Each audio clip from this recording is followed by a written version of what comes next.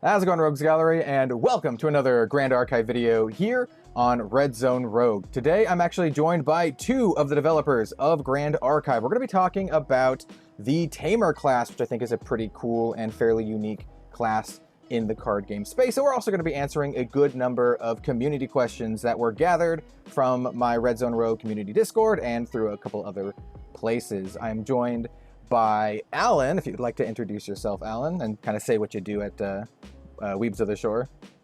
Sure. I'm Alan. I'm like a project manager for Grand Archive. I'm also like, one of the main devs. So do a lot of work, a lot, everything, everything and anything. Many hats. Lots of hats just stacked on top of each other. Yeah. And we're also joined by Sunny, if you'd like to introduce yourself and kind of say what you do.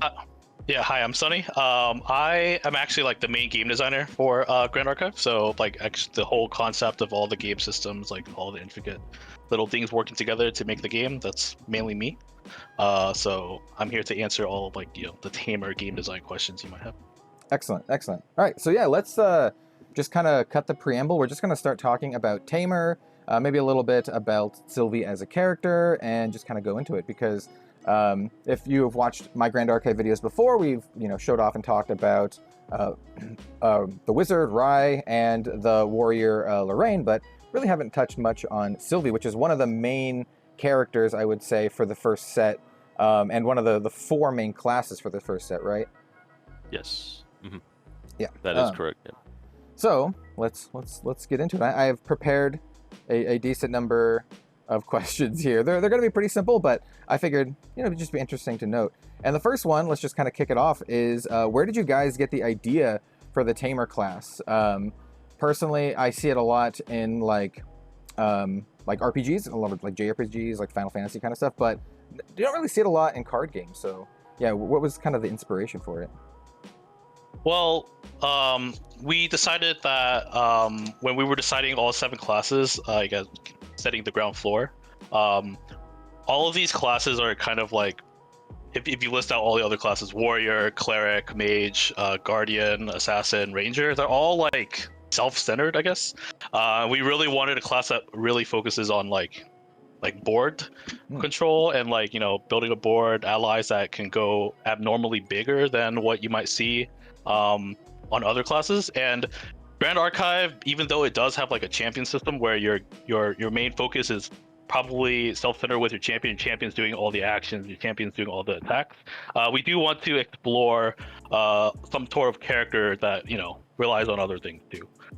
So that's what the Tamer class is all about, having a lot of allies and having big allies. Oh, sweet. Was Tamer like one of the first classes that you guys thought of, or was it one that kind of came later? It was something we wanted to do from the very beginning. Yeah, nice. I think the first couple like iterations of design is like, I think so Sunny and I actually discussed it in my car. How are we gonna make like we wanted basically like big chunky dudes, like big chunky creatures that you can slap on the board. Maybe chunky dudes wasn't the best way to describe that, but and we had this sort of like idea for like what if there was like a big powerful creature that just doesn't obey you until your character was like strong enough, and then or what kind of like archetype would that fall in? And then we had the Tamer idea pop up because at that time I think warrior was basically like a class that focused a lot on having like attacks. The champion is attacking, you're using like your allies kind of just support you and you're the main leader, and then what would happen if we had the reverse of that, where it's like the allies are the ones that are pulling the leg weight for you and you're the supporting piece. That was kind of the idea behind like Tamer, and the first like couple iterations of it were very interesting, like I said, at least. That makes a lot of sense. So like, I guess jumping off of that, like what are some of the general mechanics of the Tamer class, and like kind of what sets it apart from all of the other classes? I guess you gotta touch upon that, it being the board state, lots of dudes or maybe big dudes kind of class, but what are some of the general mechanics that players can come to expect for it? So for Sylvie specifically, that there's obviously going to be a lot of like niche subtypes of Tamer, but in the first set there's animals and beasts, and animals are kind of like more of the supportive creatures that will always listen to you. They're more like, trained animals, domesticated already. But then there's also beasts, which have the main mechanic called Pride. It's a Pride X, so it might be Pride 2, Pride 3, Pride 5. And what that means is the ally won't obey you unless your champion level is that Pride number or higher. And so what that means is you can play the ally early and it will just stand on the board doing nothing until you meet that Pride threshold. And you'll do whatever it takes as a tamer to reach that Pride number, and then it can start attacking and start blocking for you.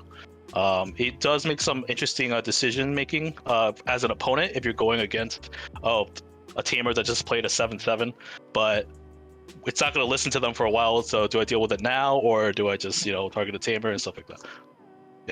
Yeah. Would you say like the tamer like units are like on average like more powerful, like stat to cost ratio kind of thing, just because they won't obey like the tamer? Yeah. So in Grand Archive, allies can attack the turn they come in, and so we can't really design allies that are really high stat without a downside, and this Pride mechanic is that downside.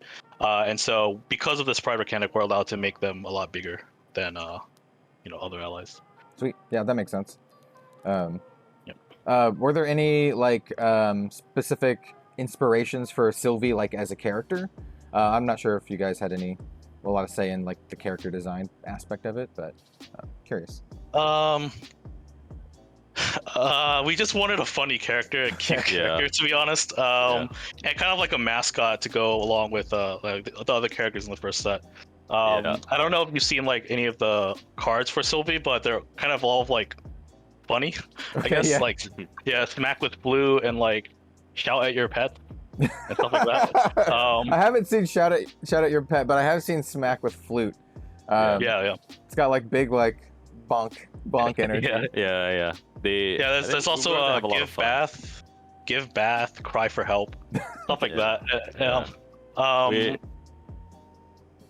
was saying that we want to just have like the Tamer class be like really fun, and then we were just throwing around ideas in the while we were like doing like design discussions, and like what if we have just like this like really funny like kind of like derpy like character, and we had a lot of fun designing her, because it was just like Lorraine was so serious, and with the class kind of being like the opposite of like the warrior class, where you kind of want to move away from your champion a little bit and focus more on your board. It was like that, what if we just make like a really like kind of like comical character compared to like this like really serious character, and then that's kind of how like the idea came about.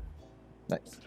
It's just so that the players can like, I guess, resonate with another type of character, because like we didn't want to make a character so similar to Lorraine, where it's kind of like the same character. We just wanted something that's more like polar opposites, so that it attracts two different groups of people.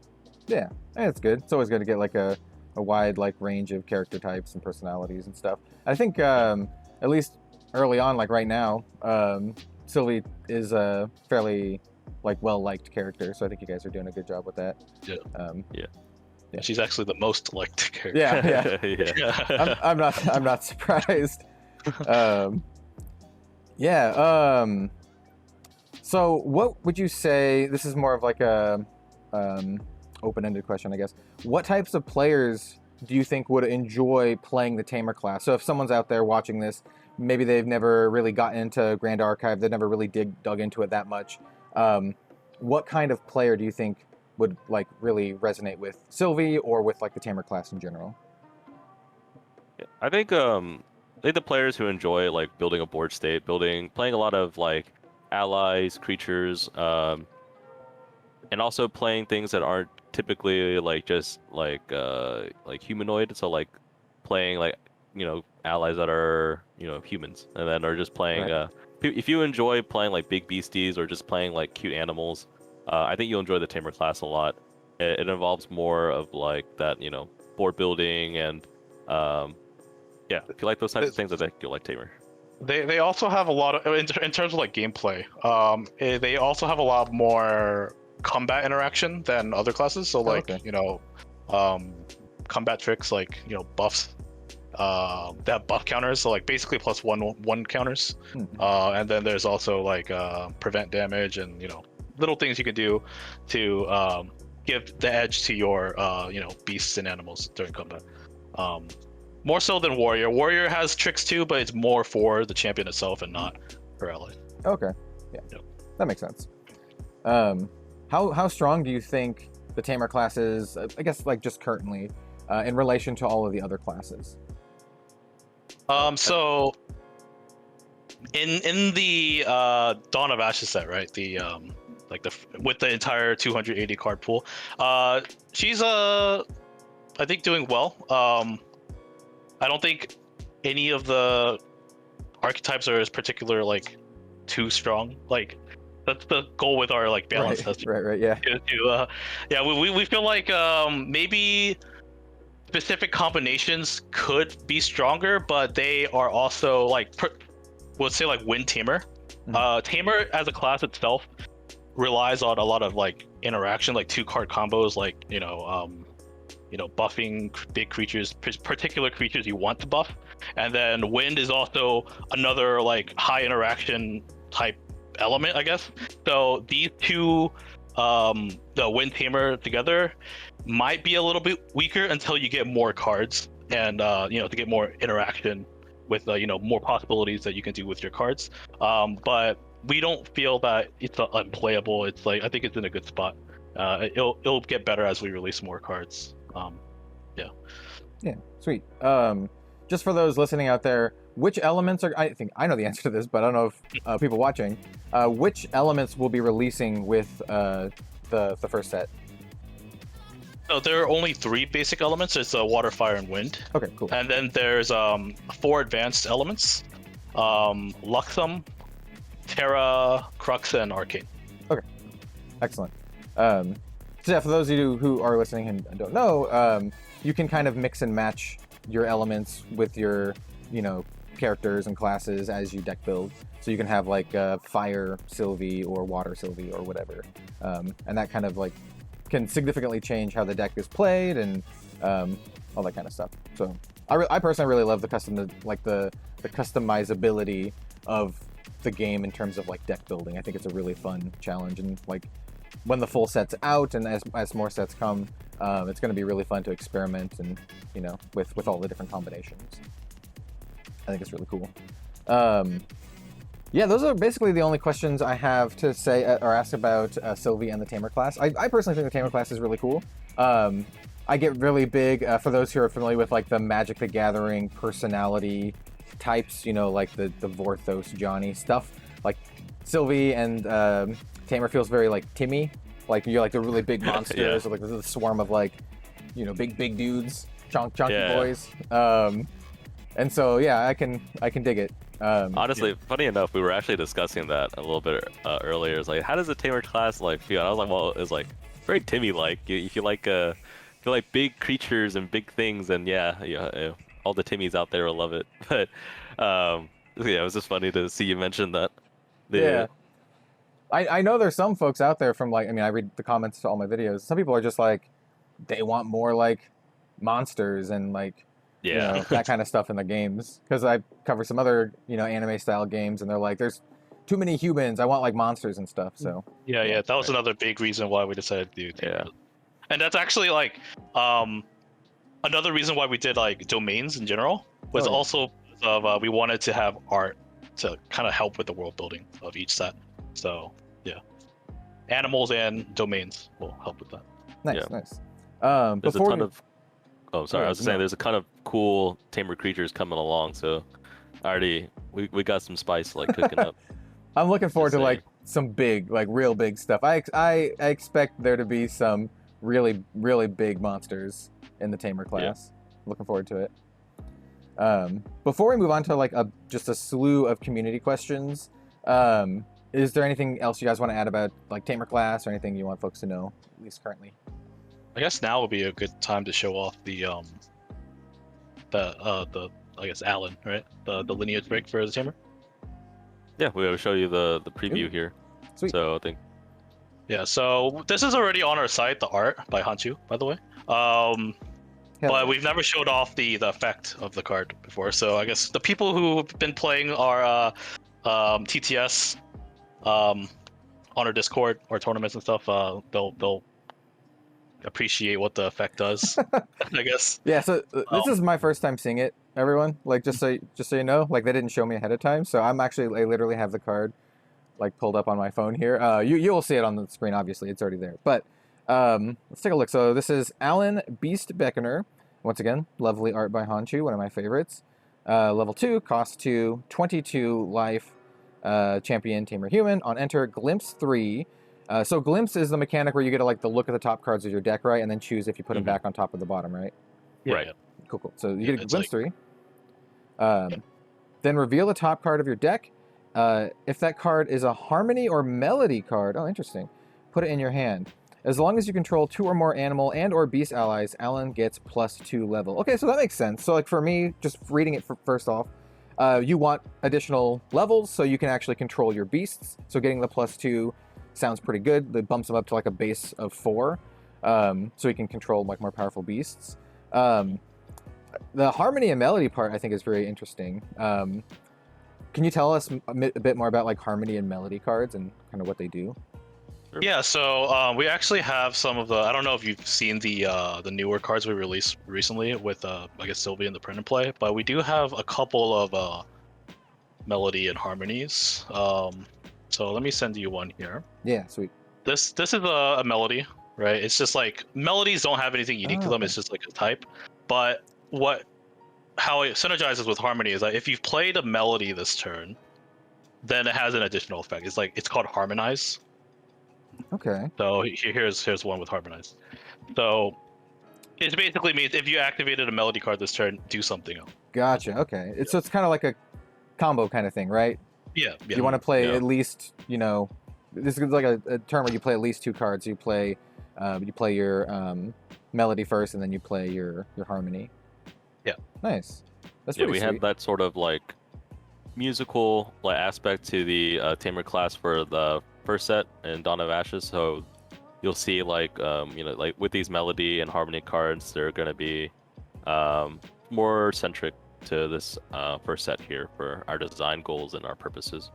Yeah, it's not like it's not that like in the tamer class in general, it's not going to be like every tamer is going to use animal and beast, by the way, and not every tamer is going to use melody and harmony.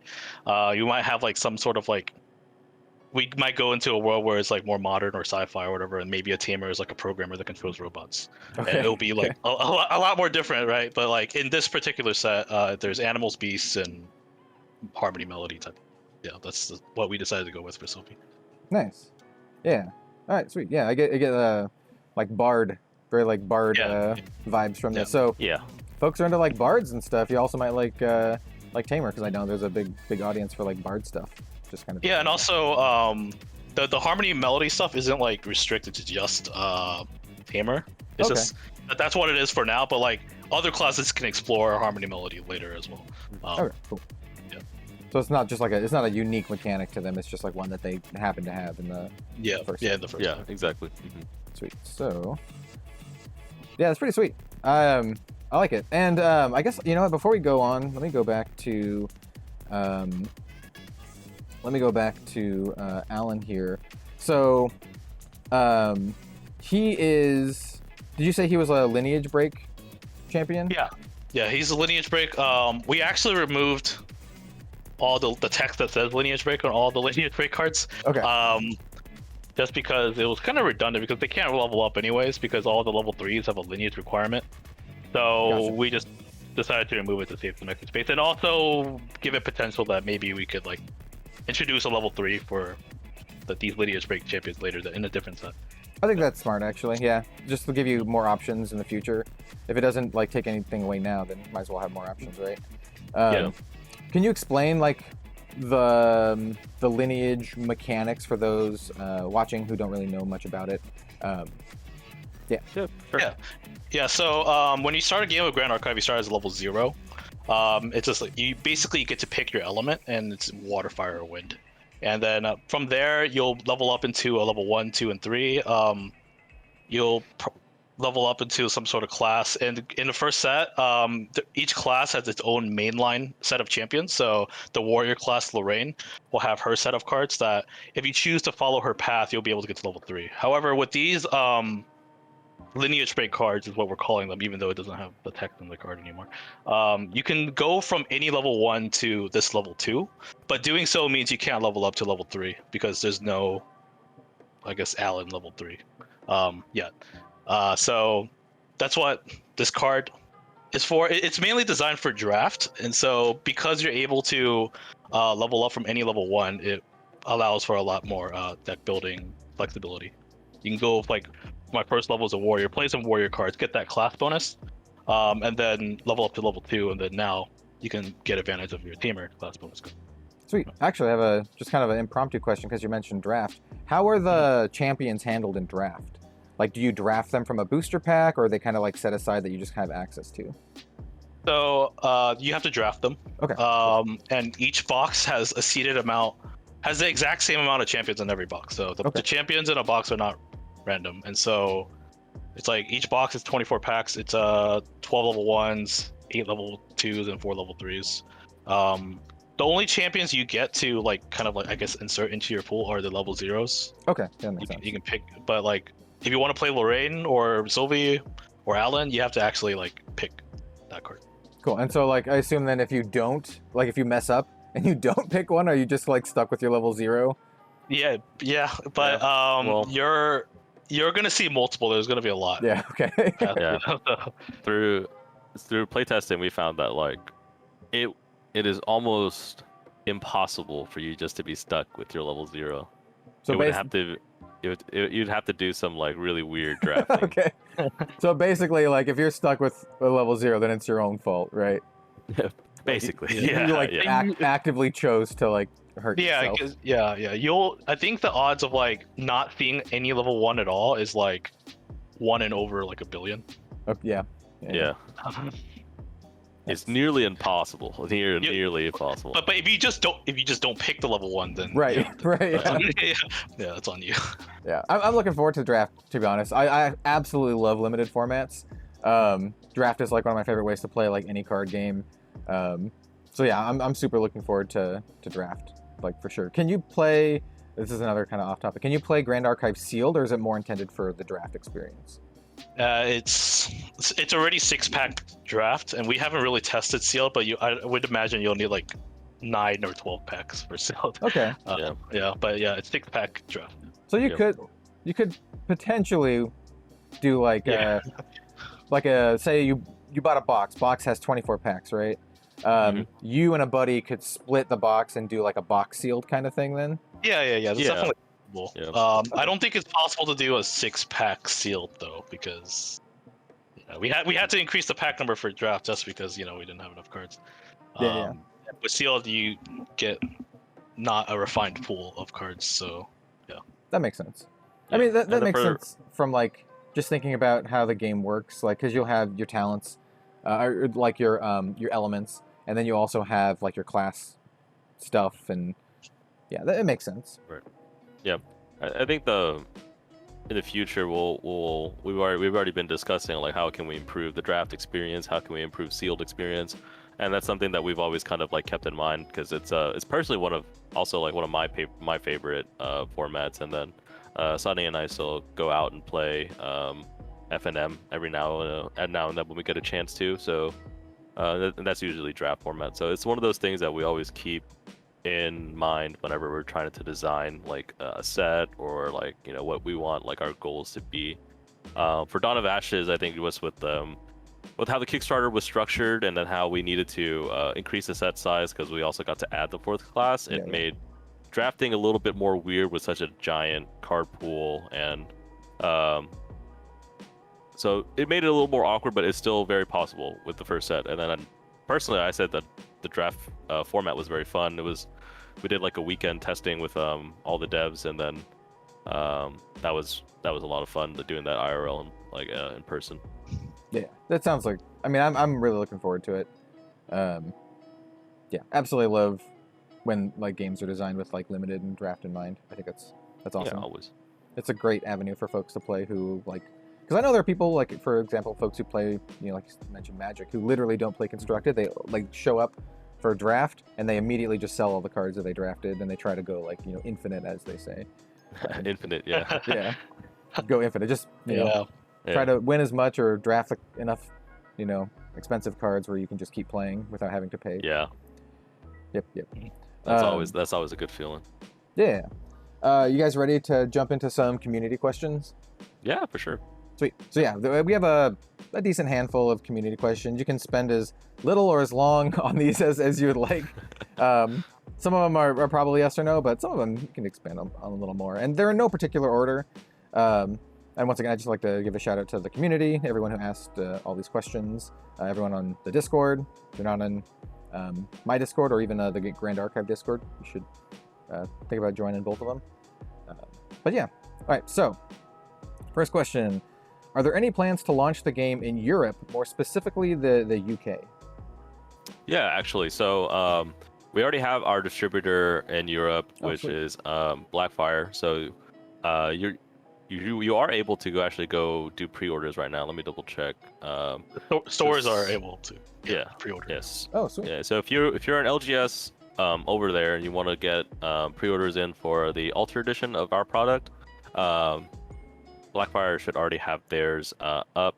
And speaking of pre-orders, I think we actually have like other stores up already. So for the US right now, we have YY Card World. Australia, we have Let's Play Games. Australia and New Zealand, we also have Geek Culture. Those are already up alongside Blackfire in Europe. So we have like some global outreach already. And if you're interested in picking up the game later in the future, I think we also have other distributors in the US lined up. So Southern Hobby, Peach State, and Prince in Canada, they should have their pre-orders up soon. And awesome. You guys will be able to order Grand Archive product then.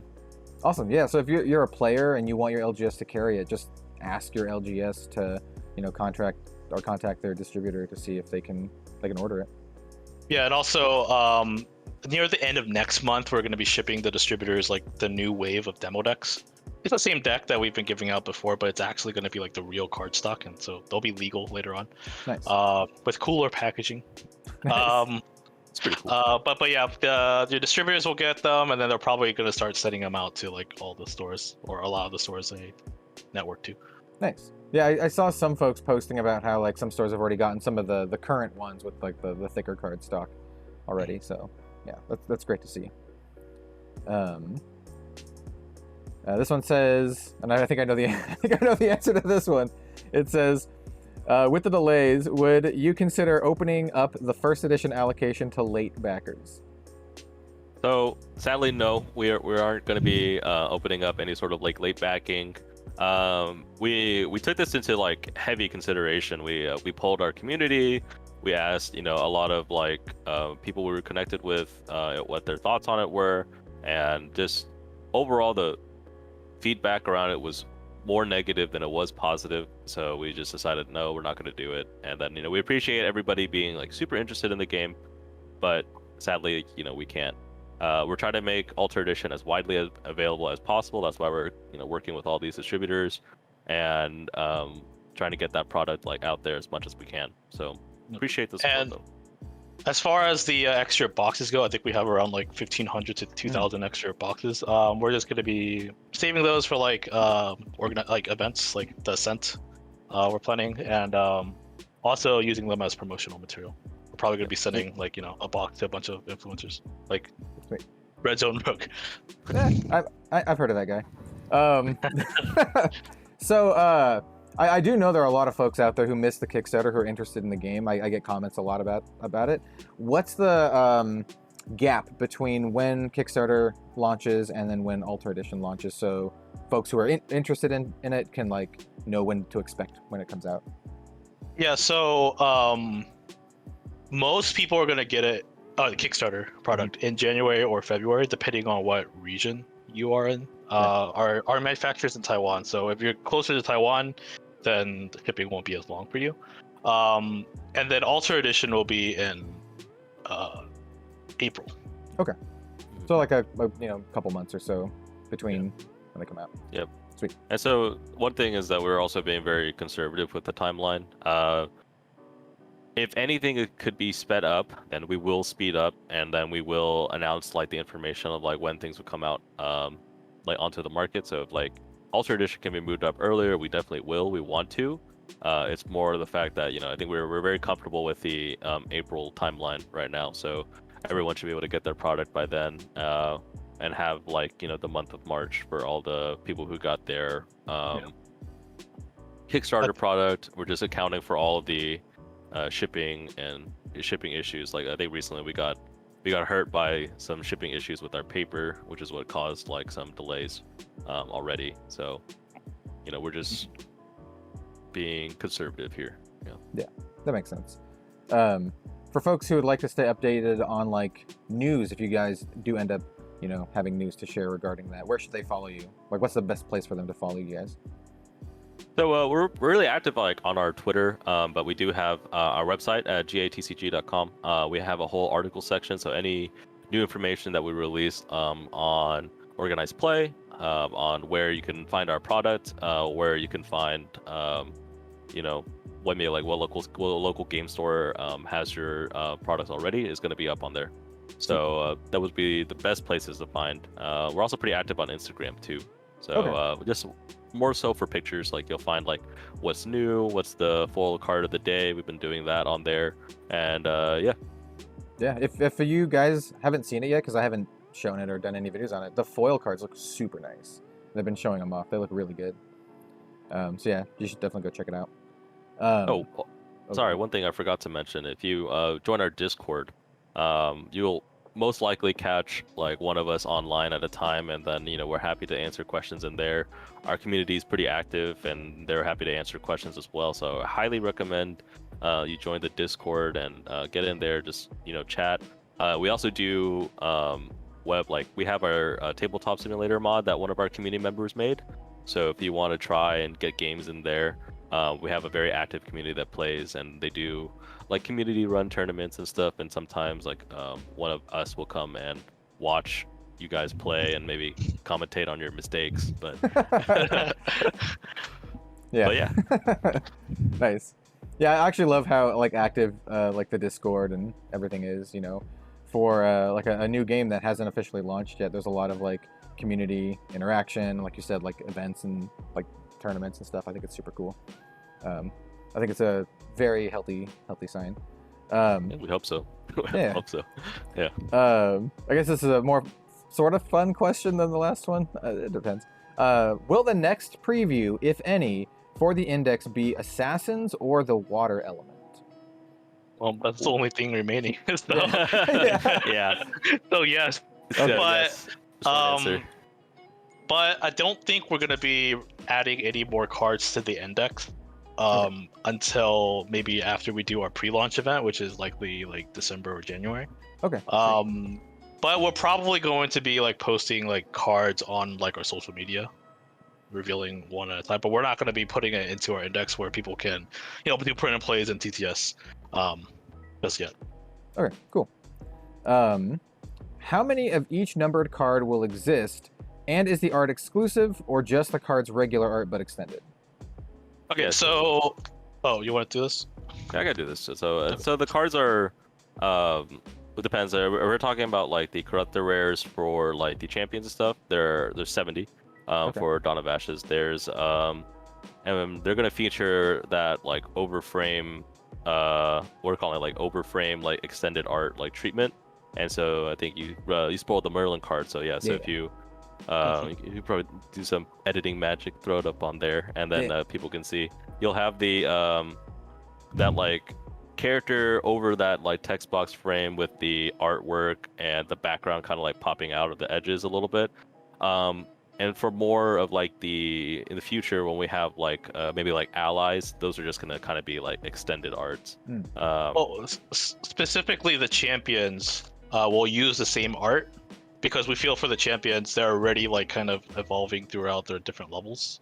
So they already have like each champion already has like 3 or 4 different art for them already. And they also appear many times in their action cards and attack cards and stuff. So we feel like we didn't need to do like any alternate art for that. But for allies, like the unique allies that we might do like collector rares for, like the Nimue card that we showed off on like socials before. Those have like full like alternate arts which are exclusive just to the collector rare version of that card. Okay, cool. Would each class be represented in every 2 draft sets, or may set size fluctuations, 3 or 4 classes per set, increase representation for classes at times? Okay, so Dawn of Ashes has 4 classes. The next set, we're not introducing any new champions in the other 3 classes. And so it's basically going to support the same 4 classes as the first set because it's going to be a supplemental small set. But then we're basically doing a big set, small set, like a alternate type of thing. So I guess the third set would be the first set that will have the other 3 champions. And after that, it will be a support set for those 3 champions. And then after this, I guess the 5th set or the 3rd main set. Right. That's when we want to start supporting every single class, like in every set from then forward. Okay. Yeah, and we'll be able to do this by having like dual class champions, lineage break champions that synergizes with like any type of class being level 1, go to level 2. So we'll just have a big mixing pot of classes in one set. Yeah. Nice. For one thing, I think for new viewers here, I think if you haven't tried to play Grand Archive yet, or if you haven't like maybe gone on TTS or gone on our website to try to build a deck or look at the cards or anything yet, for people who are maybe used to like class-centric games, the cards themselves have a class type on them, and you're not locked to like a specific class. So like Tamer can play warrior cards, but they won't get the warrior class bonus because they are not of the matching class type. So there is a lot of like diversity out there. So we'll have like generically good cards, and then we'll have cards that are still pretty good, but they're even better if you're matching with the class. But technically, it's still playable within another archetype, like Tamer having warrior cards or something like that. So you guys can always keep that in mind as like you see more cards to come out. That we're always keeping in mind the balance overall, making sure that not one archetype has more support than the other. Hopefully not, right? Like we want every class to feel playable, your favorite champion to feel playable. That's like our sort of like ideal here. Sweet. Yeah. In the community tournaments, a lot of players are playing the mage class with a bunch of swords now, and Lorraine running around with some mage loot spell. Yeah. And then there's Sylvie running around with fireball. Yeah. No. Good fun. Yeah, I think also for viewers out there, so like the only ones that they couldn't play then would be like the element cards, unless they matched up with the element that they chose. Exactly. Yeah. Okay, cool. Sounds good. Okay. Yeah, this one's a little interesting, I guess. Are there any advanced elements in the common rarity? So they're the only common cards that are advanced element are the champion cards. Okay. They're considered common, but technically they get their own slot. So it's not even like they don't even take up a common slot. For as like the other cards, like the actual element cards. Okay. The lowest you'll find them is an uncommon. Okay. Because you don't want to see them too much in draft.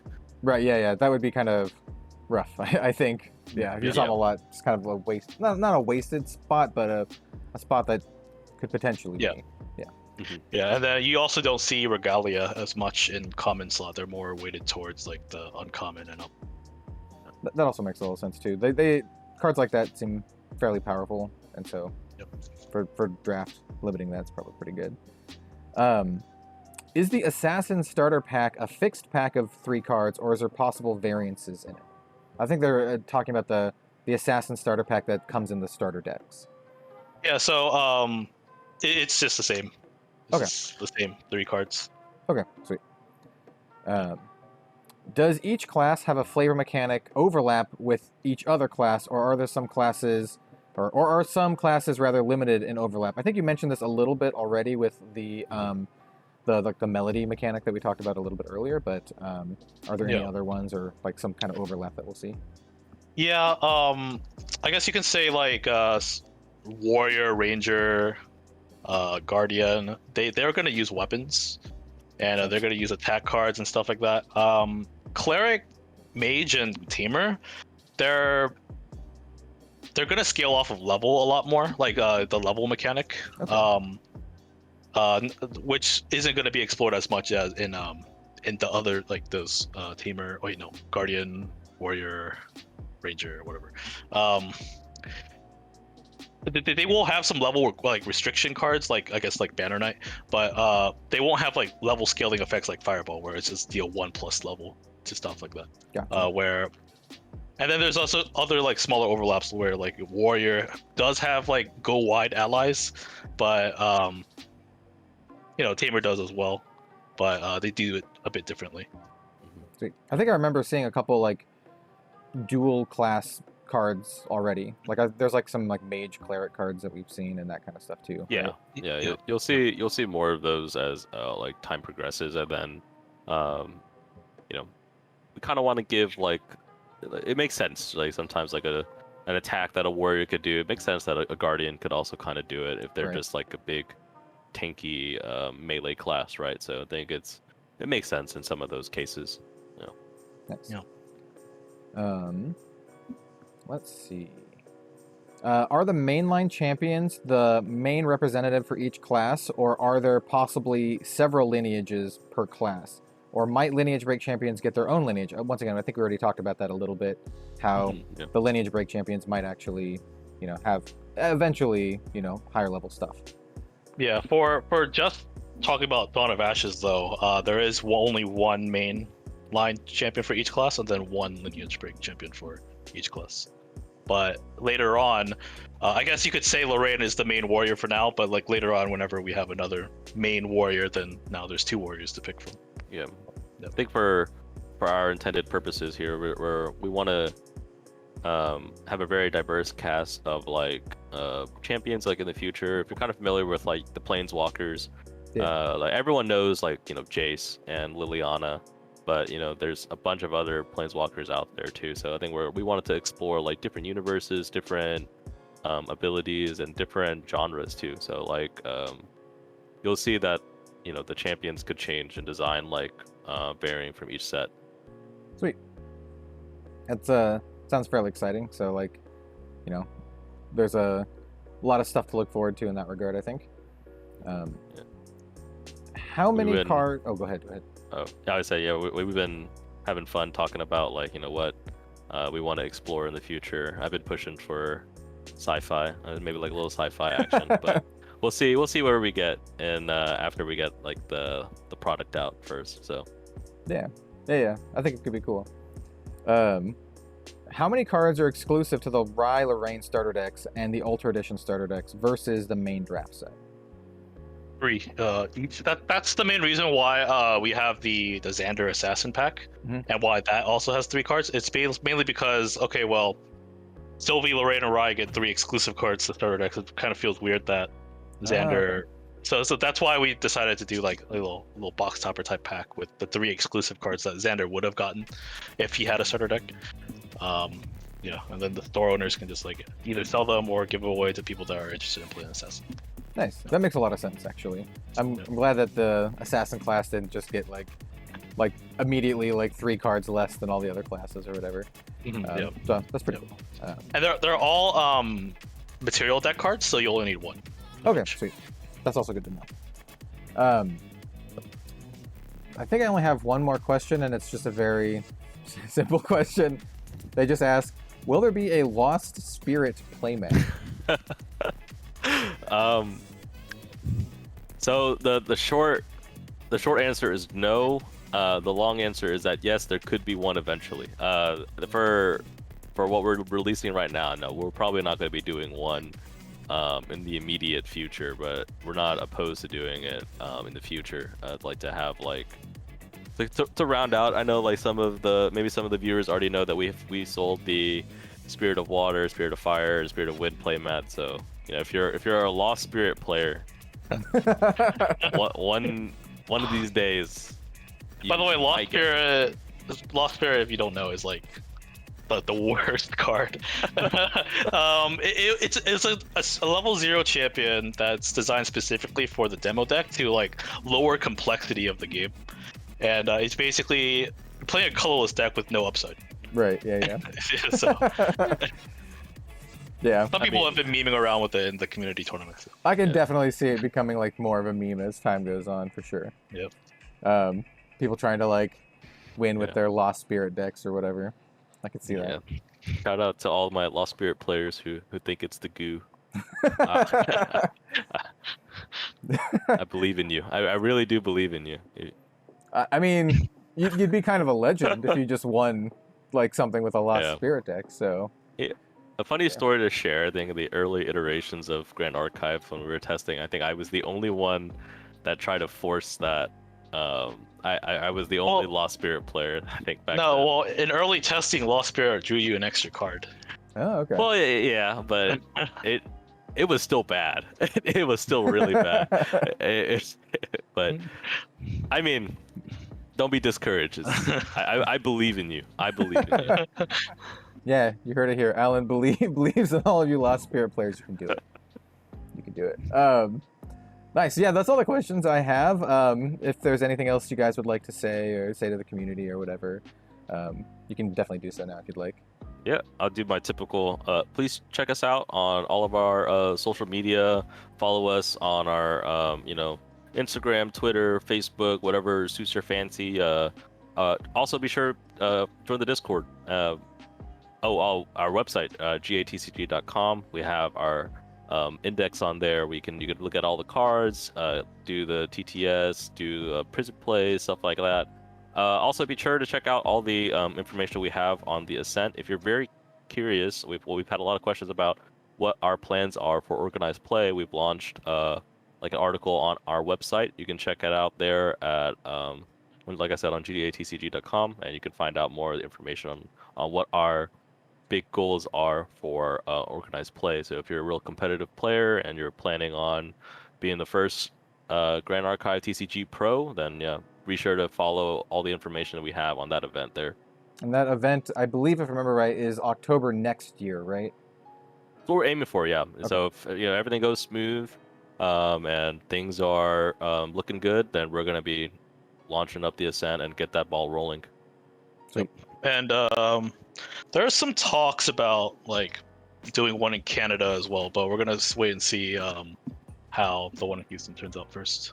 Another thing to note on, we recently did the demo decks for local game stores. If they did like submit a request, we just send a bundle of like 16 demo decks along with a deck box and play. No playmat, but some sleeves. We still have like a couple of that left, like 30. So if you want to show it off to your game store, have them apply. They'll probably get one if they do it soon. Yeah, sweet. Yeah, so yeah, if you, like I said, if you want your game store to carry it or even just to like test it out, just ask them. I'll have links, by the way, in the description down below to everything that these guys said, to the website, Instagram, Facebook, all that good stuff. And the information to reach out to them is on their website. So yeah, definitely check that out if you want your game store to carry it, for sure. Yeah, I should actually get some of my local stores here to get one. Absolutely, I'm gonna talk to some people after this. Please do. Yeah. We got to get rid of those. So yeah, I'm sure. Yeah, it's completely free too. There's a lot of like people that requested bundles from like Europe and stuff, and we pay like $80 in shipping. Yeah, man. But we take care of it. We take care of it. Yeah, we take care of it. International shipping's rough, especially to like oceanic regions like Australia and New Zealand. It can get real bad. Yeah. I have a lot of supporters from those areas, and when I ship stuff, it's like, ugh, why is it so much? It's pain. It's pain. Yeah. But I think that's about it from us. Yeah, awesome. Well, thank you guys for being on here and chatting about Grand Archive, about Sylvie, the Tamer Class, and a bunch of other stuff. Thanks for having us. Yeah, I mean, you guys are welcome back on anytime. I'm sure we'll see you again to talk about more Grand Archive stuff in the future. I know I'm personally really excited for the game and for this first set. I think the event next year is going to be a lot of fun. No promises now because I don't want to promise something and then not do it, but I would like to go to it. So I'm probably going to try to go to it. So yeah. Yeah, awesome. Yeah. So anyway, thanks for watching, everyone. Yeah, we'll see you next time.